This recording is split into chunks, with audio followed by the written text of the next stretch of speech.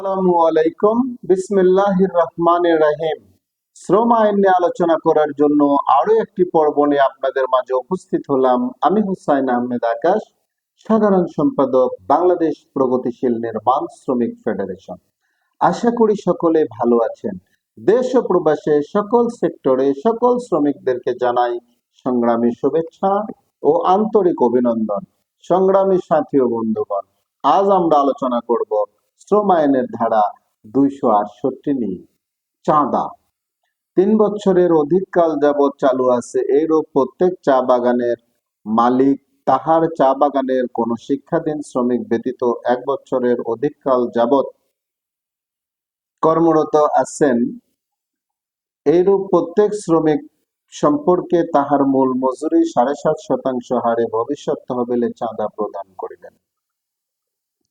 উল্লেখিত প্রত্যেক শ্রমিক তাহার সম্পর্কে মালিক কর্তৃক প্রদেয় চাঁদার হারে ভবিষ্যৎ তহবিলে চাঁদা প্রদান করিবেন।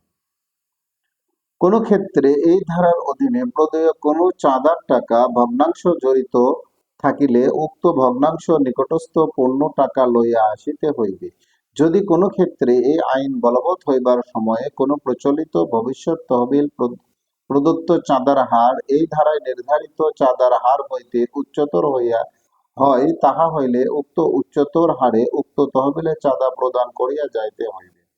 যেন এই আইন বলবৎ হয় নাই, বিধি দ্বারা নির্ধারিত ভাবে ভবিষ্যৎ তহবিলে মোট অর্থ জমা রাখিতে হইবে এবং নিয়োগ করিতে হইবে।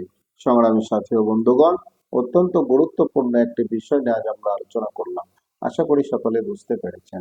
দেশের প্রচলিত আইনের প্রতি শ্রদ্ধাশীল হয়ে এদেশের সকল শ্রমিক এবং মালিকগণকে শ্রম আইন মেনে চলার অনুরোধ রেখে সকলে সুস্বাস্থ্য দীর্ঘায়ু কামনা করে আমার নিজের জন্য দোয়া চেয়ে নিই। এই পেজের ভিডিওগুলো বেশি বেশি শেয়ারের মাধ্যমে এদেশের কোটি কোটি শ্রমিকদেরকে দেখার সুযোগ করে দেওয়ার অনুরোধ রেখে আজকের পর্ব এখানেই শেষ করছি। আসসালামু আলাইকুম। আল্লাহ হাফেজ।